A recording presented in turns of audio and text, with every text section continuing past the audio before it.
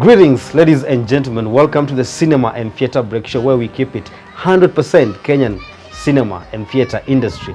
And this is the time of recording, is the Easter Monday, as they call it. And this Easter weekend, we had one of the best events for filmmakers, that's Kalash International Film and TV Awards, where the best of the best are being awarded. And talking about the best of the best, today I'm stopping by one of the best that the industry has ever had, Kimathi Icebarg. Karibu sana Cinema and Theatre Break Show. Thank you for having me. Yes. You know, the time I saw you, we met in one of these Kalasha events, and that was at Safari Park. Yes. I was admiring you so much because nilikuwa nimeona the programs ulikuwa nazo on TV. I wanted you to connect me to KTN, and that's why I took your number. So someone is watching today. They have seen your shows, a lot of shows, a lot. You started way back. Because talking about the film industry, I'm really interested kujua, uli join in aje. What was, because some people come in as actors, others, and then they keep on climbing the ladder until wafike place. Because you've accomplished a lot. This is almost 2 decades in the industry. And you produce a lot of titles. This is like more than 20 titles. Entry yako to the industry ilikuwa nini? How did you get in the industry? Before even I got into the film industry, I was in the music industry. I was a gospel artist. People don't know this. It's the first time I'm disclosing it, but the music has been out there. I did gospel music with the RK Kamanzi, if you remember him, Mwanabucha. I did a song called Shariba. There are many songs, but didn't work well for me. So by then I was developing interest in filmmaking. And having a background of studying film, because that is what I've studied. Oh, amazing. So I went into film. I started at River Road. It will shock many because my first project was with this radio we later did with Justorina Kanyanya. We did River Road shows, kina Mashangi, kina Kihenjo. Those ones I've done. Hivyo si tumetoka huko. Ukisema River Road shows iko aje? Because there are still people who think in Kenyan film industry, kuna 2 types of filmmakers. Kuna the ones who are making films in the industry, and then kuna River Road industry. And then now you're talking about River Road industry. In industry gani? Your industry River Road is orthodox. It's quite orthodox because una shoot, una edit, na kesho yake hiyo CD kwa market. So what we used to do, we used to the first show we did it at Zambezi with this guy. He was in Mother-in-Law. It's called Johnny Johnny Gedoi. So basically there is where I started. Nikafanya hiyo show, nikaona hiyo kitu ni mzuri, lakini unajua River Road hakuna do, unafanya kitu kidogo. But at least unapata ile ni yako. But now getting to the conventional media filmmaking and TV shows, I started at KBC, nikafanya tu show 1-2 hapa, nikiwa kijana sana. And bado ni kijana. Under the stewardship of one Edwin Rasto, ndiye alinishika mkono kwa industry. I not forget that. Ndiye aliniingiza kabisa. Edwin Rasto, I think he's still at KBC if I'm not wrong. Amazing. And then from there the rest Mungu akaweka barabara yake vizuri. Akafungua njia. I joined Manmin TV, it's a Korean TV station. Nikafanya hapo. I left Manmin TV, nikaingia sasa mainstream ya Royal Media, Citizen, Inoro hizo. So that is where we did Tabasamu. Yes, I remember Tabasamu. I did Nairobi Law. I did Mashtaka. I did these are TV shows. This is Baba Yao. Baba Yao, that was for KTN. For KTN. Mr. and Mrs. Sing on Maisha Magic. And Showmax is still on Showmax. You can stream and watch it. It's an Indian show. We were nominated with also Mr. and Mrs. Sing on Riverwood Awards. Then for Kalasha, Baba Yao was the one that was nominated. Yes. That aired on KTN. I also did that. And other numerous documentaries. Amazing. Documentaries and corporates. Hizo ni mingi. Umefanya kazi. Hapo sasa ndio kazi iko. Umefanya kazi. Na mchuzi bado iko hapo. So uliingiaje kwa industry as just the film industry itself? As actor, and then is it something yenye uli study before we engage? Is it like a course which kwa shule and then ukaingia kwa industry? How was it in the beginning? I've done film production. That's the course I've done. I've also done information science. Amazing. Information science at Juja Boys. JKUAT. It's called Juja Boys. I don't know. Nilikuwa nashangaa hili gani. Ukisema tu Juja Boys unajua hiyo ni JKUAT. Inaitwa hivyo. Inaitwa Juja Boys. And then from elementary, maybe I can take you back from primary school. Mimi ni mtu, life yangu ni funny sana. Mimi nimesoma shule mingi sana. That's why I know so many people. Many people out here ni my classmates wangu. Wengi from primary nimeenda shule. Different schools.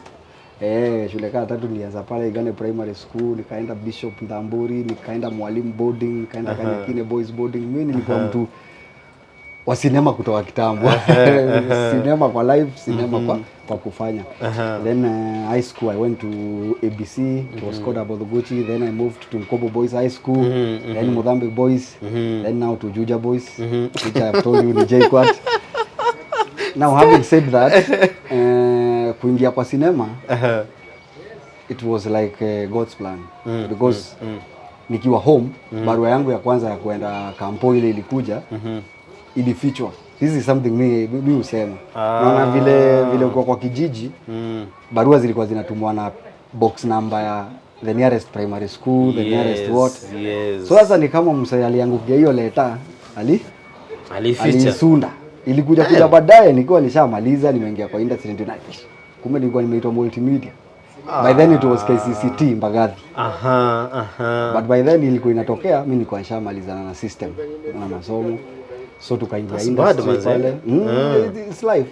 Tukaingia pale field, tukaanza cinema. But my very first show, TV show was if I don't forget, it was in Manmin TV. KBC, then Manmin TV. Then now nikaanza Tabasamu. Tukafanya Tabasamu ikakuwa hit. Hiyo show ilikuwa mbaya. Tabasamu is one of those shows ni zile za kubenchmark. You know, like there's Tabasamu and then there was Tausi. Those are the type of shows, you know, when you want to speak of Kenyan content. Na Makutano Junction. Makutano Junction. You start from there. Yes. So I can confidently say that you're among those people when you may build this industry. Something maybe sisi sasa young producers we are enjoying. Yes. You guys been building that for years. So these projects that you mefanya, what is that one project yenye opened up so many doors for you? You look at it and you are like, thank God I did that project. I think it's Tabasamu. Tabasamu for me was a blessing. Hiyo ndio ilifanya nijulikane sasa kabisa. Then now we did Jastorina, ikablow. Jastorina was amazing. Yeah, Jastorina was amazing. I used to watch it. Jastorina. Nairobi Law ikakuja. It was a very good courtroom drama. But the budget was like crazy because all of the names we had there, man.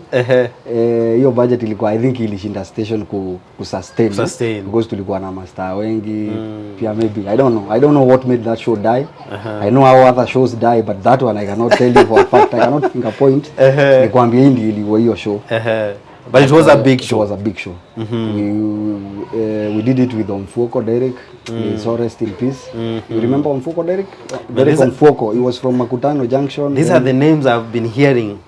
Because for me, he's one of the directors mwenye mimi naweza sema I've learned a lot from. Mwaita Kiseo, Kemaita Magiri. These are people that I've grown under their stewardship. Alfie Mugendi. Those are the names that then zilikuwa. They were the names. Saizi haziko. Saizi mtu naona amebaki kwa cluster yetu ya watu walianza hiyo time ni Katonye. Katonye naona bado wamebaki. Mbaya Vincent. Who else? Hao wengine sasa naona ni vijana, which I'm happy. Yes. Sababu wale wengi wamepitia kwa mikono yangu. Yes, manze. Very many of them. And it's a good thing that you did because you guys made the industry. Yes. I can confidently say you're the pioneers of the industry. And that's why when we started this show, when I met you at Kalasha, as much as I wanted to talk to you, because that time nilikuwa na a couple of shows, I was, you know, those are my pitching eras. Nilikuwa na pitch shows kibao sana. I wanted you to link me to KTN. Yes. But then again, there's a time I wanted now, can we have you on Cinema and Theatre Break Show and just talk about your journey and everything in the industry. So, looking at these projects, collaborations, you know, it's something that you are missing in the industry. Yes. People are used to kufanya zile zinaitwanga peke yangu productions. Yeah. So up to this level in ulikuwa come, what was making this production successful? Were you collaborating with other people, whether on script writing, nini? How was it? Definitely, but for me, there's one mantra I always go by. If you want me to do your show, I have to be involved from the formative stages. You have to involve me in the brainstorming. I have to look at the initial sketch scripts so that I can give direction. You know, directing or producing doesn't come ati umepatiwa script sasa ndio kwa set ndio mna direct. Mimi I prefer ni kutoka kwa creation ya hiyo kitu. As we create it, ni envision in my mind, ni kuwa najua this is what we are creating. So by the time I'm going to the set, I have the picture. Si ati naambiwa ni aje iko show hapa nataka udirect. Me I don't do like that. Lazima ni from tuketi boardroom zote tunafanya brainstorming, scripting niko involved, kwa ground niko involved, location scouting, recce, everything. I have to have it. And this is where many directors go wrong, because if you are not part of that project from the formative stage, hautaielewa vizuri, and you know it's something you are creating, so lazima ikue in you so that you give it out. Amazing. Yes. And this leads me to one of, I'm curious to understand, what is your creative process? Because you are a producer and you're a director, and sometimes you double up both roles. And I'm also a director of photography. Exactly. You double up, you produce, you direct, and also you shoot. Yes. So what is your creative process? Let me say, niko na film idea kali nataka you be the director. What is your creative process? Before I come to that, my journey to becoming a director is a very long journey. I started as a lighting technician, a gaffer. Amazing. I did sound. I did photography, DOP, nika rise, ndio nikakuwa director, producer. So I understand all the aspects of a show. I think it is very important for the upcoming directors also to have interest in knowing these other roles on set. So that, because when you are there as a director, you have to have the back at the back of your mind, you have to know I need good sound, good lighting. Hata kama uko na mtu anafanya hiyo kitu lazima pia unaielewa. Unajua. Ndio unaona director, technical director atakwambia hapana, hiyo light umeweka mbaya, hiyo sound sisikii vizuri. I want this shot this way, ianze hivi and hivi. But bado kuna ma directors wengine asome script, a direct. Yeah, they're called visual directors. They just kuja afanye yake. But for me, I thank God that I have all round. It's all round. But I think it's the best thing to be, especially also you are a producer, you need to understand easy roles zote in case maybe msewa continuity akose show up. Yes. Okay? And that's maybe the set, maybe it's one of the best set. As a producer, you should be able to understand, can that role be fixed? Or if it comes to us, can I do it? Which is a good thing. Which is a good thing. So what is your creative process? My creative process is, first of all, before I shoot a scene, I have to rehearse it and feel it. The actors also have to get into the character and feel comfortable in the character, because me, I believe acting is reality. You are showcasing what is showcasing what naturally is happening. So it has to be natural and it has to come like not acting. We call it acting, but should be enactment. You don't need to be seen as acting. As acting. Amazing. You should be seen as living the character. So my creative process is making sure that the characters have imbibed the roles. They understand what is expected of them. They're into that character. As in, una change from Kimathi Icebarg to that character. You live the life of that character. Then from there, after rehearsing with the artist and them getting into character, now I have to think of the technical aspect, which is very important to me. If you have seen my shows, technically, I make sure. I was religiously following Baba Yao. Technically. Baba Yao I shot, directed, and co-produced. Amazing. Yes. Amazing. So that's my creative process in a nutshell. Do you think current directors are all round? Because I think you can tell, they normally say, kama movie ni mbaya, you'll always blame the director. But kama movie ni kali, wasema wendea actor. Wasema ule actor ni mkali. But they don't know who made that actor is a director. So looking at the current shows, maybe I want you to be honest with me, because my ears are out here. People will always tell you, Tausi, Tabasamu, but a lot of these modern shows, some audience hawazichukulii vile easy, and which is something we are struggling in the industry to get back the audience from the glory days of Tabasamu. So do you think modern directors are really doing enough to make sure our audience are glued on screen to watch these shows? They are really trying, but I cannot say they are all around. Not many. You can pinpoint like 2-3. Not many directors are all around technical. Upate mtu anaelewa the technical aspect, the directing aspect, the producing aspect. You have to, hizi zote lazima uwe nazo hapa. So that at least you have a show that iko na a long shelf life and iko na longevity kwa kama ni kwa platform kama tuseme mainstream media ama online ama Netflix ama Showmax. Because now the industry imefunguka. Wakati wetu hiku imefunguka hivi. Wakati wetu sisi ndio tulianza na hiyo Showmax ndio zilifunguka, sasa Netflix ndio hii. So they have the opportunity. So I think they should give it more. Ndio sasa wakue sasa from where we left ama from where we were iende higher. But for me ukiniuliza kama kuna all round directors sahi vividly I cannot remember, but I respect Kina Katonye. Unajua Katonye ni wa kitambo. I watch his stuff. I watch. Mimi naangalia vitu za watu na you know as you critique also give credit where it's due. Where it's due. Katonye anafanya kazi poa kwa mpakani. Katonye, you need to come to this show. You need to come to this show. Nimekuuliza juzi. You need to come. Katonye anafanya kazi safi. Gili Lokali tries. Amazing. Gili Lokali is a good director. Even technically he can understand one or two. But Katonye I think is all round. Otherwise kuna hizi shows zingine tu unaona tu saa nyingine unaona show unashindwa what. The audience wanna watch by the audience wanna watch because for us the purpose of this show is to connect the content creators and the content consumers. Because the question has always been how can we get audience to watch our shows? Unaona, that has always been the question. Uko na movie kali, wasi watakujaje cinema kuiwatch? Uko na show kali on TV, wasi watakujaje kuiwatch? Now looking at that, what do you think should we do as filmmakers, content creators? You know, just bring back the glory days. What is that in miss kwa hizi shows zetu ama movies? Before you think of the picture, before you think of how well you will say nimeshoot kitu vikali, the story. The story. Story is king. Story is king. The auditioning for the characters, the actors. You have to be, if you get it right from choosing characters and the story is good, don't worry about the technicality. That comes after. But first of all, story is key because the audience want to enjoy the story. Sima audience wengi wanajua story ya angles za camera, sijui ni dirty shot, ni tracking shot, ni drone shot, jeep shot. They don't care much about that, but the story. That's why you see Nigerians with their hogwash technicality.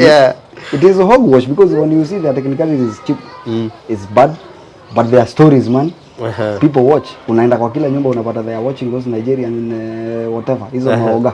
Someone is challenging me because the story is nice to someone follow. Is challenging me. He keeps on sending me links hizi Nigerian movies, and one surprised me. It's a movie that's it's on YouTube. It was uploaded I think 2 days ago from today.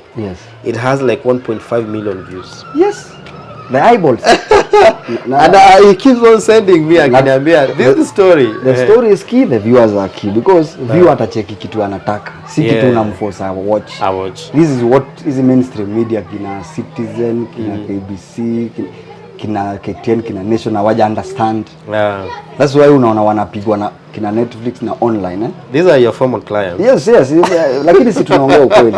Hawaja understand kwa sababu ukipeleka content kitu wanaangalia is not what they should look into. Do you think they are dead? Do you think they are dead? Because they are dying.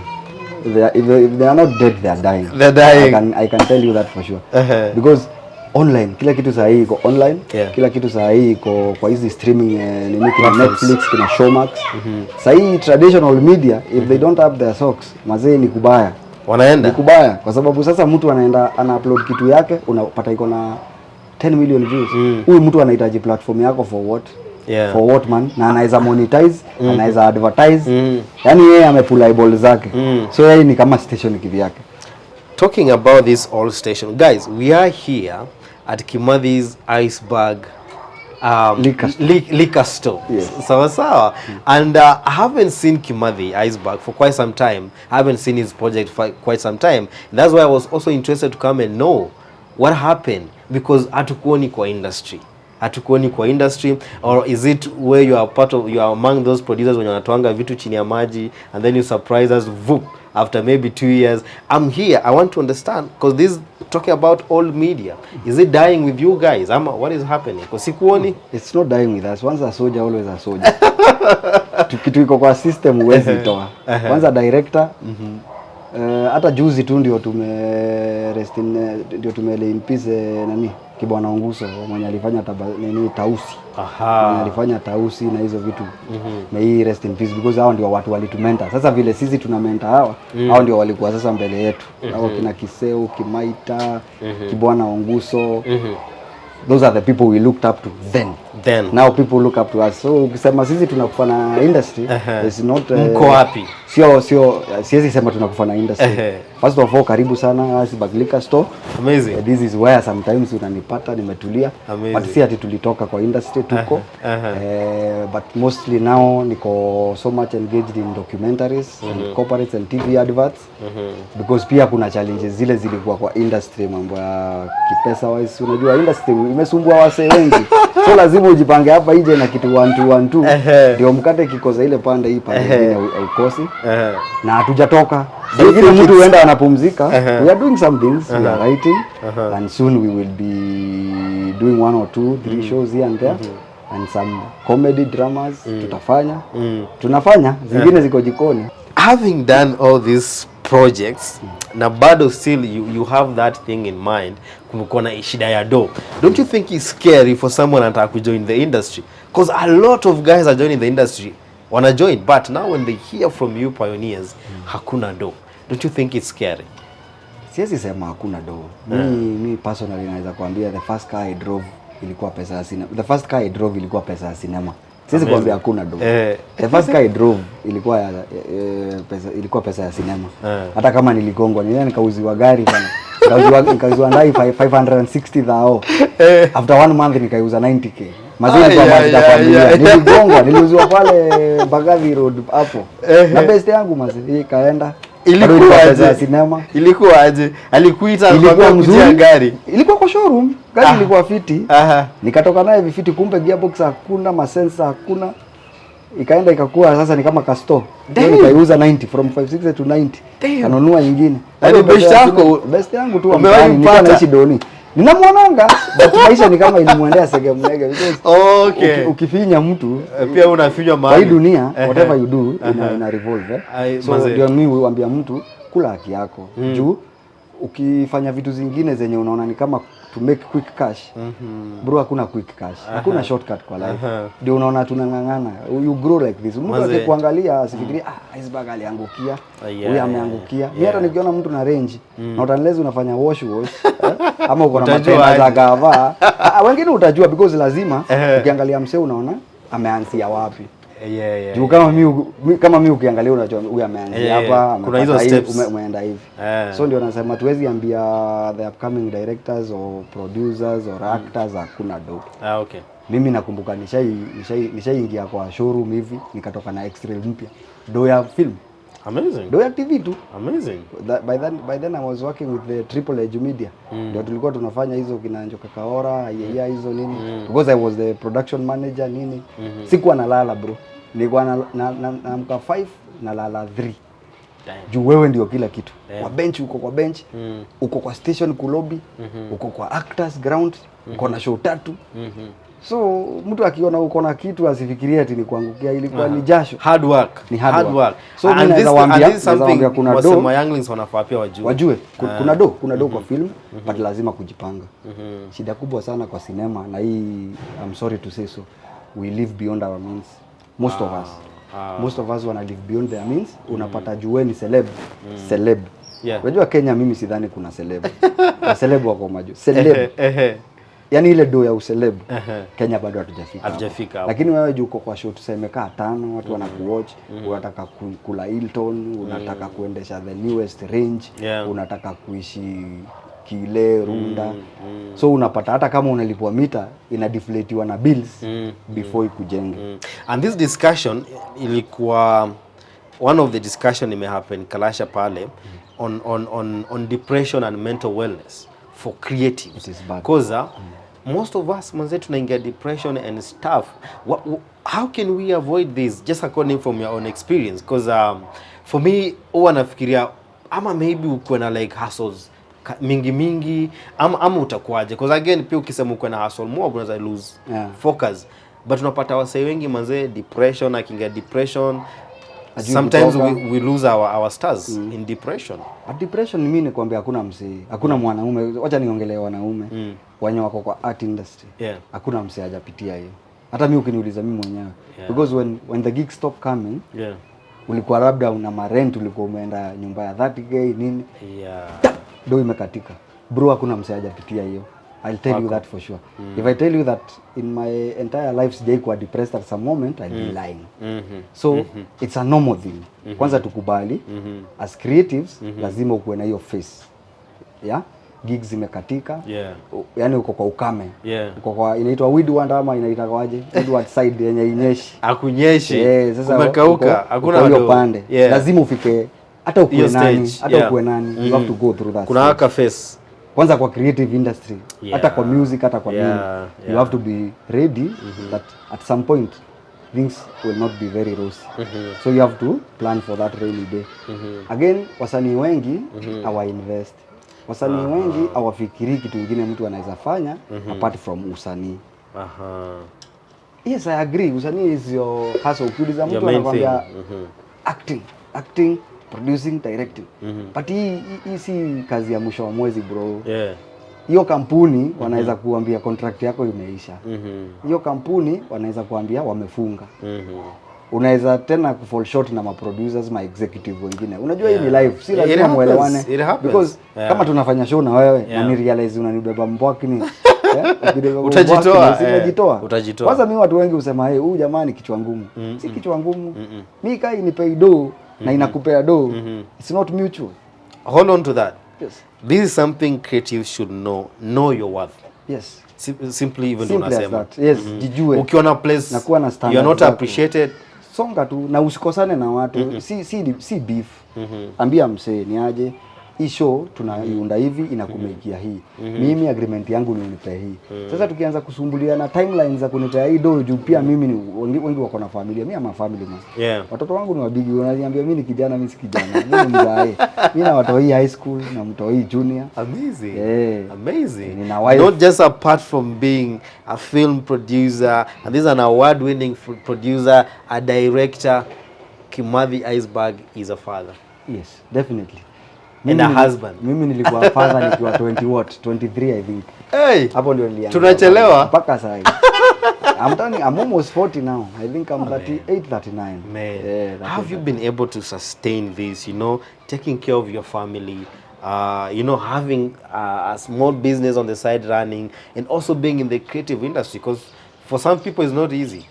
Personally, siwezi fanya hivyo. What I can advise creatives na watu wako kwa film, TV, music, mazee familia ni kitu ya maana. Because mimi nikiangalia my peers wenye hawana familia, kuna tofauti. Siwezi taja majina but kuna tofauti. Wajue. Because familia ina kuground. So hata ukipata ile do, kuna ile design ya you want to leave the fast lane. But ukikumbuka hapa kuna watu wanakutegemea, ina kutone down. Family is very important for a creative because unahitaji hiyo peace. Then mimi nilibarikiwa niko na mtu ananielewa. Watu wengi wa industry yetu mazee hauwezi kaa na wife juu kila wakati uko kwa shoot, usiku uko kwa shoot asubuhi. Kama ni mama uko naye akuelewi, anafikiria uko vitu zingine. So mimi nashukuru Mungu nilipata mtu at least tunaelewana. Si ulio wa creative mwenzako? No. Mimi bibi yangu ako ni mwalimu. So walimu wao wametulia. Hana maneno mengi, alafu wako na psychology wanaelewa. My grandma used to advise elewa kwa sababu yeye ana deal na upuzi mingi shule, so hata huyu mwenye ako naye hapo ni kama mwanafunzi, so he's just a big student. He's a big student, so anaku understand. But for sure familia ni kitu cha maana, because tuseme sasa hii uende uangukie mita 5. Hauna kitu yenyewe unaangalia utaspend on. Hiyo do itakufanyia nini? Hiyo do hata inaweza kumada. Sherehe. Then kitu kikienda wrong, you have no fallback.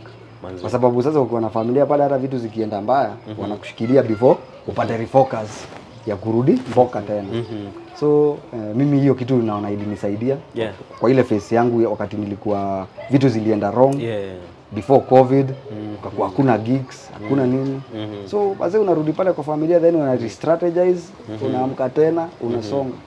So mimi can advise creatives mazee kuwa na familia. Kwa at least kuwa mtu, usiishi ni kama utakuwa star milele. Huwezi kuwa star milele. Usai unakuja na unaisha. Star inakuja na itaisha. Hata sasa hii mwenye ako juu hata musically, tuseme kama sasa hii kwa rap Kenya tuko na OG Khaligraph Jones. See ati 10 years from now it may be different. Kuna wengine chipukizi wako wanakam. I feel music has inspired you a lot, because even where we are, nimeona picha ya Isa, unaget Tupac. I think music is a big part of your life. Mimi ni mrasta. Mimi sina dread. You don't have a dread to be rasta. This is not a dreadlocks thing. Divine conception of the heart. Amazing. So looking at the industry, what do you think is ailing our industry? Are we on the safe side? Are we changing? Because again, we can be changing in quality of productions, but story-wise and audience reach, what do you think is happening? Do you think there is something ailing our industry? Do we have an industry in Kenya? I don't think we do. We have people. We have individuals doing projects. You know, Hollywood, you can call it an industry.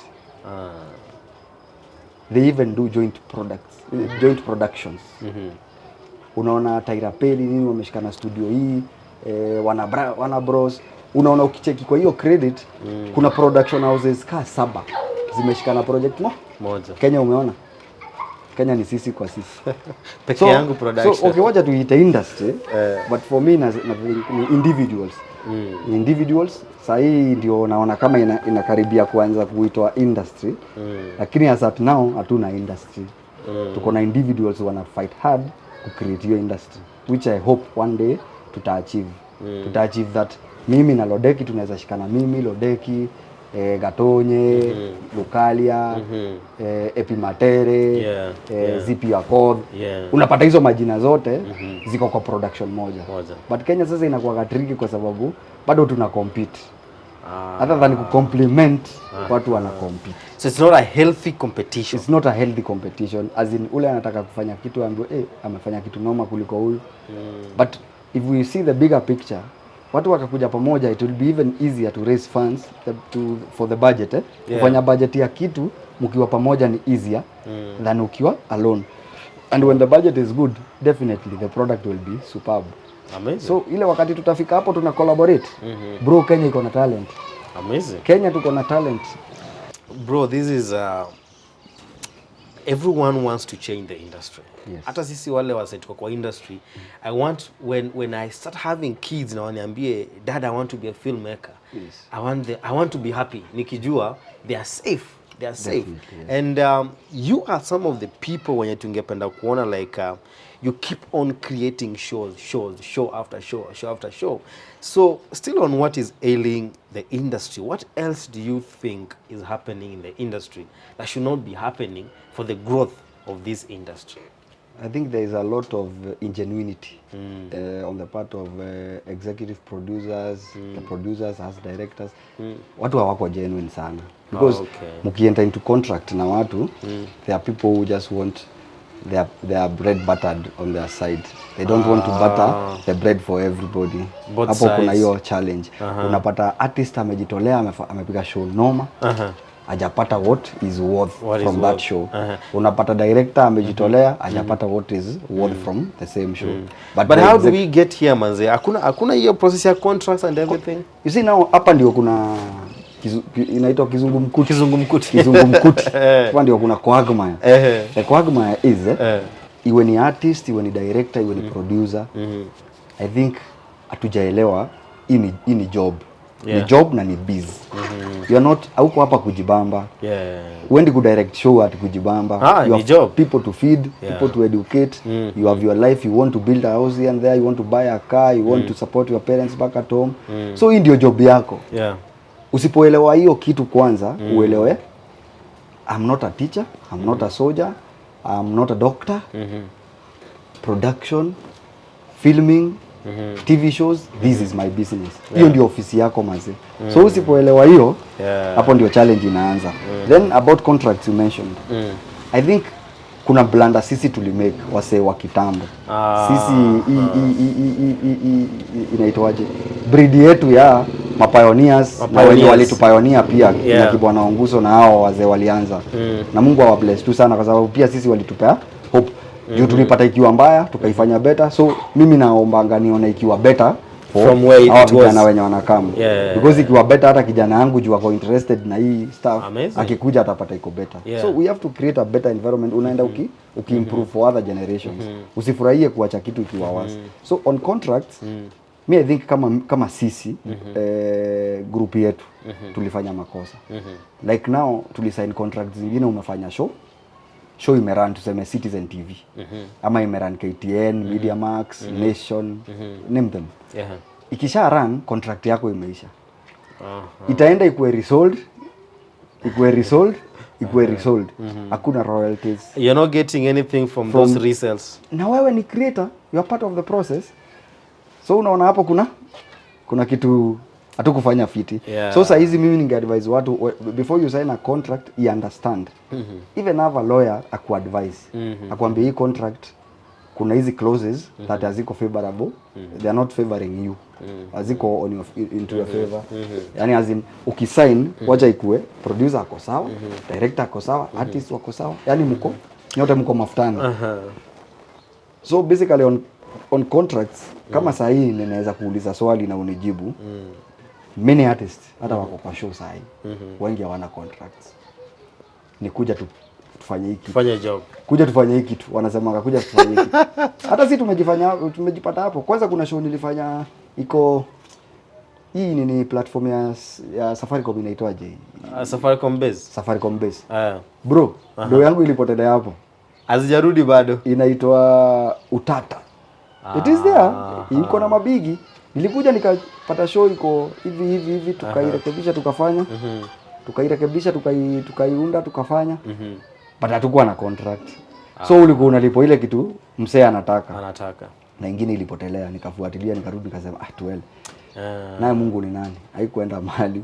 Unajua life. The contracts, when it comes to the contracts and we are looking at the artist in terms of the contracts and understanding the contracts, I think it's an educational process that I think they should be taught or understand in terms of, and these are IP rights. Yes. Because I'm a producer too, and when I got in the industry, I found the culture there. But changing it is so hard. Reason why I think maybe I can be corrected. It's the market. Because ukianza kufanya show saa hizi, you only have one market in mind. What do you think we should go about that? Like, nikianza saa hizi najua channel napea, it's Kimathi TV. But Kimathi TV asha hiyo show, yeye atapeleka kwingine. What should happen to the artist? Or how should artists tackle that? That's why I was saying, by the time you sign the contract, you have to be very clear. Show, are we doing a one-off? If it's a one-off, should the reimbursement should be huge. Yani if you want, it's like I want to buy you off. IP rights. If I want to buy you off, I should pay something hefty. But kama ni hizi budget zetu, per episode unapata actor analipa 10,000 per episode, 15,000 per episode, director analipa 20 per episode. Hiyo inapaswa iwe na hizo reruns. But kama utaniambia utanipea ngiriso per episode ama ngiriso 2, sawa, na to sign IP rights zangu wewe ndio umeenda nazo.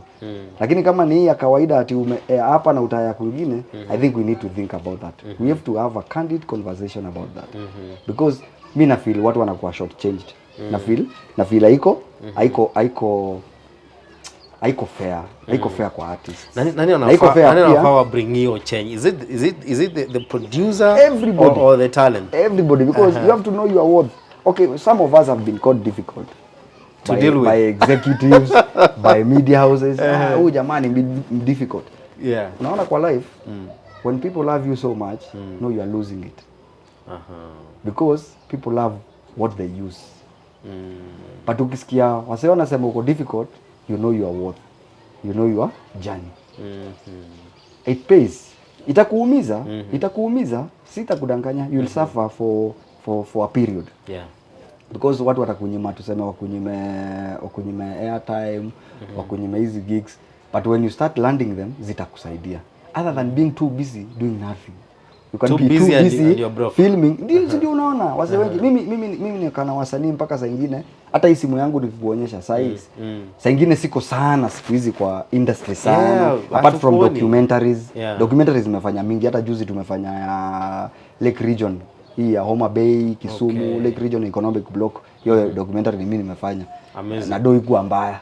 Okay. Doi kuwa si kama ya TV. Si kama ya TV. So tunasema sisi tulichoose, wengine wetu tulichoose kudu zile vitu zinalea familia.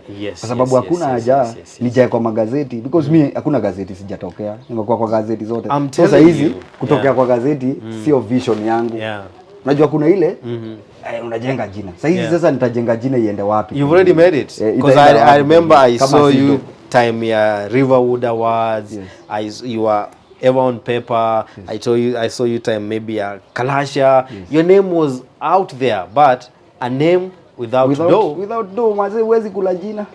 You will not eat the name. Your kids will not go, you will not pay fees with the name. Amazing. Ati you can say huyu ni Kimathi Icebarg, lakini mtoi wangu atembea bila viatu. Will you feel proud? You can't. You have to be proud of your craft. So sisi tulichoose. Okay, me personally I chose ka project ailipi. Bro, mi siko. Ka ilipi siko na lazima tukubaliane unanilipaje? Unanilipa timelines gani? Can you confidently say hizi ni vitu zenye zimekufanya ujakuwa recently actively producing content for TV and movies? Definitely. TV production ilini depress. Sitakudanganya. There was a time ilifika mahali nikajiuliza, what am I doing? 17 years niko tu naamka napika show. Okay, there was money here and there. Saa ingine unapata do, saa ingine mnasumbuana na mtu anakuchukia na si ati uko na ubaya. Yeye ndiye hajatimiza nini yake. The other side of the bargain. The other side of the bargain. So mi shida I think umeru yangu ni mingi. Umeru yangu ni mob. So ikifika tu point kuna kitu una postingi alafu naweka crocodile hapo mbele. Na kwa kile original. The crocodile is in the water. Bado iko kwa mtu. Hiyo inamaanisha kingangi kile original. The crocodile is still in the water. And the water is where the croc is very very strong. Ikitoka nje haikuangi na nguvu. Ikiwa kwa maji ndio iko na nguvu. Ni king pale. Hata simba akiingia pale inaramba. Amazing. So basically mimi kitu naweza advise our upcoming producers, directors and stuff, please contract because hata huyu msee akikukausha you have something you can go and claim. Lakini sasa kama umeniita niaje kuja tudunge hii kitu, bro, hata ukiniambia wewe songa na fair, I have no legal basis to follow my right. Na hii nimekuambia, I remind you, ni job. By the way, ile kitu tu inaweza saidia industry ni kwanza ujue this is your job. Yes. It is a job because we are growing old.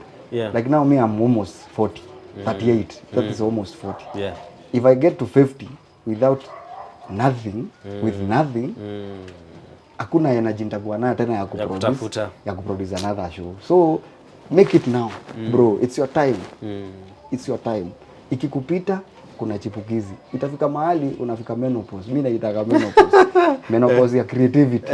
Bro, vijana wanakuja hapa watafanya vitu zingine. Crazy. You will not be crazy. Okay, they may not be as good as you technically or stuff. Because technicality, me, I believe in experience. Technically, experience is key. But now story-wise. Wewe at your age, you will not create stories that will resonate with the generation that is there. It's true. Hao watakuwa na stories zenye zina resonate na wao. Kama sisi tukianza kukuwa na stories za LGBTQ. Sasa naona kila kitu ni LGBTQ. Everyone is talking about it. I hate it. Me, I am outright. That but is what is happening. It is what it is. It is what it is. But it's the stories people are making. For me, that is a no. But now sasa vijana wamekuja, the world does not care. Yeah. So sasa wewe ukiamka na idea yako, it's not fusing well with the viewership. The eyeballs don't want what you are creating. Yeah. So ikifika hiyo time, bro, kuwa na kakitu utakuwa unakula huko nje. You're right. So people have to be very cautious, careful, stringent, with zeal. Contract. Ikuwe clear. Na unajua mimi Lodeki akinipea show ananilipa this much. Yeah. My IP rights ni hizi ama nime sell off. What I expect from this company. Usaidike, asaidike. Should be mutual. If it's not mutual, then bro, why do it? Ati tusemange ule msee ni mnoma. Wewe ni mnoma nini bwana, na huku nje hatukutambui kidogo because hata hatuna fund. Mimi nilikuwa hata naambia wasanii wengine to form a social fund that in case unagonjeka kuna kitu inaweza kutake care of. Unaona NHIF sawa, iko sawa, kila mtu anakata. But unaona walimu wako na insurance, polisi watu walimu wako na sako yao. Artist hakuna. So unaona mwalimu sako kitu kama hiyo. Nini mgonjwa amepata accident, mchango, mchanga. Nini mchango. Mtu alikuwa star, unashtukia kai. I thought this guy was well off. Hayuko. Most of us are not well off. We are just putting our face. Watu wana put whatever you see is not what's ground vitu ni. I think we should think of more like you, as much as it's art, we should also infuse business. Ujua like ini biz. Na biz pia biz ni ngumu. Mimi unawaambia watu kama hapa tuko. Hii inaitwa Iceberg iko 6 years. Kuanzisha kitu kama hii si rahisi. Kuna doi inatumika, kuna constraints, kuna nini, na unajua Kenya vile iko. Kuna hongo. Kenya ni noma. Mimi siongana. Bwana. Polisi akujanga na kuja. Mimi am zero bribery. Zero bribery ndio sababu vitu zingine unikaukia, kwa sababu nikisema ni no. Na unaona gava sasa, I think gava inafanya vizuri na inafanya vibaya. They should sit and rethink their policies. Policies about businesses, SMEs and stuff. Because ukifinya hizi SMEs na nini na create jobs, hao vijana wataenda. Ndio unaona rates za depression, suicide ziko juu. Na bado mimi nakwambia mark this day that tumeketi na wewe. By 2027 it is going to be mayhem in this country. Unless mimi kama sahi nimekuwa privileged kukuwa na kitu kama hii, niko na busy nyingine ya kuuza vitu za shamba. Mimi nafanya vitu mob. Mimi ni hustler. Nafanya vitu mob, naenda huku naleta kuku kutoka Ukambani, nakuja nauza huku, naleta mahindi nauza. These are things I do. Nikiona tenda mahali na tenda. So you have to be also business oriented. Usiangalie usanii peke yake. But I can tell you for sure. By 2027 it is going to be mayhem in this country, because very many people are leaving schools, colleges, what they expect jobs, which I can advise them at times, create your own job. But the environment for creating anything in this country, I think haiko conducive. They should rethink. They are trying, but so do you think it's us creatives who are destroying the industry, or it's government structures? Because when it comes to things kama hizi contracts and everything, is us creatives ama ni government? Because everyone will always say serikali tusaidie, come to this. Who is supposed to kutoa hii industry kwenye iko? Again, hatujui kama ni industry. Kitu nimerealize painfully nimerealize. I think I'm getting old enough to realize that wachana na kitu inaitwa gava. They'll never come to your rescue. You are what you yourself, you are the only thing you have. Wewe tu. Ukikoja ati sasa tumechagua gava mpya. Bro, ni the same. Different forest, same monkeys. Ni circus tu ina change. So wewe ukikoja ati sasa hii gava itaingia change policy. No, you change from your own aspect. It's us as creatives. Because when we show them we can do, and then we complain kwa zile policies tunaona zinatu affect, they will listen. But if it is only you complaining and me, it's not as powerful. But if as an industry, hiyo unasema industry, mimi nakuwa nashinda kuita industry. It's individuals. If you say no, Kimathi says no, Rodaki says no, Giri Lokalia says no, Katonye says no, kina Epi, kina Kimaita, all these big names. If they say hapana hatutaki hii system ika hivi, bro, ita change. But kama ni msee mmoja ni ngumu. So mimi tunaweza kuambia hakuna policy gava itawahi change ikuje ati ijenge industry. Itaanza na sisi ndio tu pressure hiyo gava ndio i-change. And this can be done through associations. Tuko na guilds. Kuna actors guild, kuna sijui kama kuna producers ama nini. Yes, these things in the pocket, ni briefcase, these are briefcase whatever.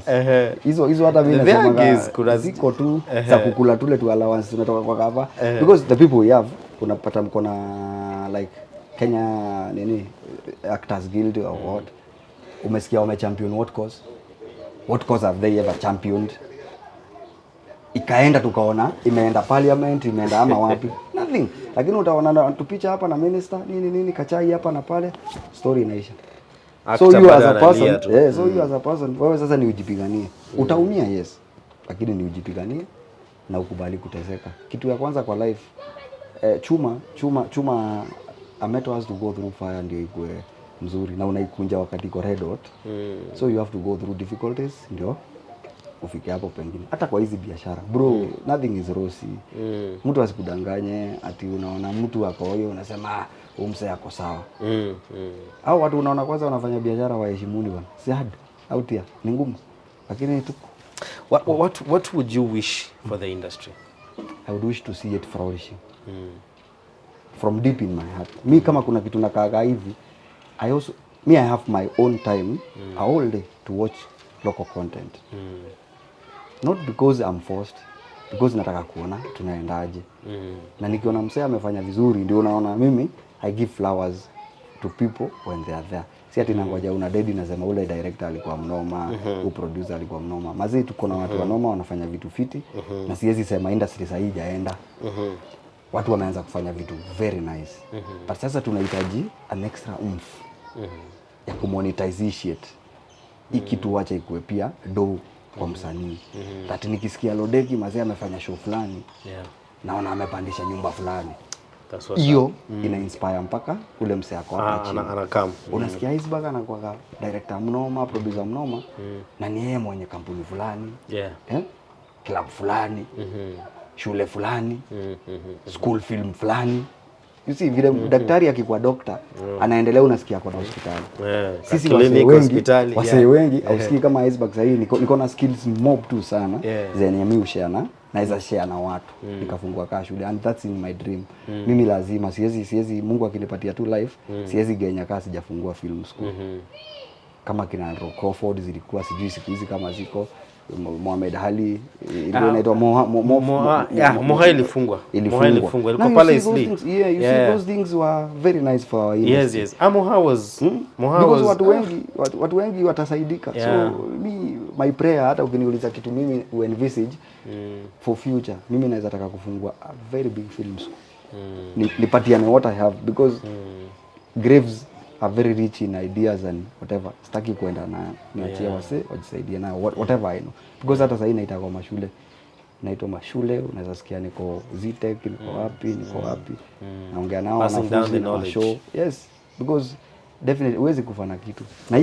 Na iko hata utoke sasa hivi ukwe farmer. Bro, kama wewe ni filmmaker bado iko. Hata ukitoka kwa hiyo farm ukiwa hivyo utapiga show. Wanasemaga afadhali ukue you can be a filmmaker who is a doctor, a filmmaker who is a farmer, a filmmaker who is a lawyer. And you can be a full-time filmmaker. And you can be a full-time filmmaker. If whatever you said has been put in place. Has been put in so looking at your future goals and aspirations now, should we see any movie from you or a TV show from you anytime soon? Definitely. You've come at the right time, because like now we have like 4 shows written. Tumebrainstorm, tumeandika zipo. Amazing. Sasa ni kutafuta pesa. Hatutaki kuja kuomba pesa hapa. Nafaa tuweke hapo the return. Tuje tuseme ati sasa M-Pesa this number, pay bill, mchanga, ndio sasa tunarudi kwa film. Na mimi kama kuna kitu watu wanajua, hata wale watu wamework na mimi, actors, na si hii ni kitu naongea publicly. If you've worked with me, hata kuna siku ilikuwa inafika kwa set naambia wasanii msishoot, hamjalipo. Yes. Nasema hakuna kushoot mpaka ulipe wasanii, because I believe si mimi najipigania. But sasa shida ya wasanii na unawatetea hivyo, kamoja kanarudi nyuma, kingine kanarudi nyuma, huyu anasema tusishoot nini. Azini uwezi saidia. So pia bado ndo wanakili industry. Wao ndio wanajiua. But mimi nimesimama na nyinyi nikasema lipa wasanii wangu ndio to shoot, because I cannot work na hiyo good energy on set. Siwezi work na mtu demoralized. You cannot work with demoralized artist. A cameraman ana psych, hata ukimwambia unataka angle fulani anakwambia hizo shot zimetosha, wewe unajua zitoshi, because hata yeye anaona hii ni umbwakni. Una get? So mimi nataka ifike point mtu ana feel happy kufanya hiyo job. So going forward projects zina come, ma artist wananimezea, mimi nikikwambia ni hivi na utawalipa fiti definitely. Kama mimi nataka kukula fiti, mbona usiwalipe fiti? Niite hiyo job ka producer. Mutual kwa sababu sasa huwezi kula peke yako. Lazima ni wote mfurahi. Amazing. Me that's my mantra, na nimekuwa hivyo, na wale wase wamewaki na mimi they can attest. Wanaweza kuambia kuna wakati Iceberg anafika anatuuliza, ai hamjalipwa, hakuna shoot. Na nasimama hapo, pay my people. Amazing. Afadhali mimi ubaki na yangu tusukumane, pay these people, because these are the people you need for a good production. Amazing. Most directors don't do that, most producers don't do that, because wewe unataka kuwa piece executive ama the company. But unasahau what you are creating, hao wasendi wameibeba. So for me, hii kuchoma tumechoma sana. Hiyo ndio kazi. But I think it's helpful because again, when you are on set as a director, you are more of like the god of that. You are the father. You are the father. You have to carry them. Lazima wabebe, lazima ubebe blame. Lazima uchukiwe. If you want to have a good team, lazima uchukiwe. Lazima because things cannot just work when you say yes to everything. Lazima pia wewe unaangalia yenyewe, unaona hii si fair. Msanii anakuja ananiambia mazee director sina fair. Sina dishi. Sijalipa rent. Na mmeshoot. Show ime-air. What do you expect me to do? Saa ingine unaingia mfuko yako, unawasaidia kidogo. Ikisha wiki moja hata wewe una hiyo power ya kupeana hizo giveaways, ama unaandika mtu mahali atakurudishia. So unasema tu hey, guys, let's do this so that these people can feel that we are serious. Mimi nimesema cut cameras. Stop it. Na hiyo imeniweka kwa shida mingi na ma-exec wengi. Of course. Hapa nje imeniweka kwa shida, wazao wanasema huyu ni kichwa, huyu ni si kichwa, I'm human. Because naona huyu msee yako na mtoi mdogo. Blacklist. Umeku blacklist. How I say? Have you been blacklisted? Some of them have done that. Because I know sometimes, especially for this mostly happen for actors. Kuna actors wenye if they try to ask for more or just they wanasema they know their worth, unapatanga. And we producers sideline them. That is growth. Unaona wakati unarushwa nje hivi project moja, ya pili, ya tatu ili utapata your worth. But ukikuwa mtu chukua ile iko, hand to mouth, hapo ndio utaishi bro. Lakini kitu muhimu sana ni ikuwe hierarchy. From juu to chini, watu washikane. Watu wakishikana from juu to chini, unajua Iceberg akisema tuzishoot, hasemi juu anataka kuangusha show. Anaona kuna ujinga inafanya, kuna umbwakne. Because me I'm at a position maybe as a producer to know hii show imelipwa. Yes.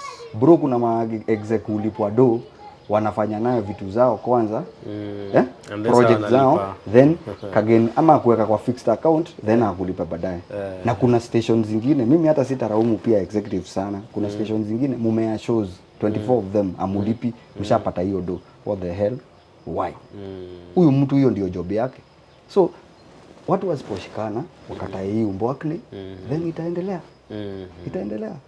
That's right. What would you tell our audience, man? Because we are struggling to bring back the glory days. My grandma used to go to Odeon Cinema to watch movies. Back in the days, they used to tune in to Tausi, Tabsam, all those shows are kitambo. But these days, things are changing, yes. But what can we do to bring back our audience? In your own opinion? The story. We have to be authentic in our storytelling. We have to be very authentic and very calculative, decisive. That nikiandika show naandika for what audience. Hiyo ndio kitu ya kwanza. Hiyo ni basic. Justorina was a hit show. Justorina was a hit show because I think it was more relatable na ma house managers. Si ndio hiyo? Sasa these are the shows. Unaona kama kuna hii show inaitwa Joro wa Uba. Yes. Kina Munene, kina Munene na kina Mwaneki, we call him Joe. Mwaneki. They're doing a great job. These are shows that can resonate with people. Lakini sasa unaenda unapata watu wanataka ku western culture. You want to infuse LGBTQI uweke. Audience ita watch. Sawa, utapewa do na hao watu. Ni sawa, lakini audience ita watch. But sasa watu wameenda ni do. Ni sawa. Yeah. Unaweza fanya project moja ukiemdo, lakini wacha tu fanye pia project zina resonate na our culture, our audience, so that we have eyeballs zenye pia tunataka. Thank you so much, bro. Na appreciate sana. Thank you for your time. This has been more than this, almost an hour interview. I'm so grateful. Thank you so much for giving us time kukuja hapa kwa base yako. And guys, I want you to follow Kimathi Icebarg on all social media platforms and tap into his creative aspects, his mind, how he looks at life. Again, amesema he can be willing to partner with you guys if you have a project. He's willing to partner. He has a whole set of equipment zenye ziko. You can reach out to him, partner, create that show. As he insists, partnership, collaboration. Let's make this industry an industry that we all wish for. From me to you, I want to wish you all the best. And remember to subscribe to our YouTube channel, Cinema and Theatre Break Show. Follow us on TikTok, Instagram, Facebook, all those platforms that we are on. And remember to listen to this interview on Spotify, on Lodeki Podcast. From me to you, have a great time, and I wish you all the best.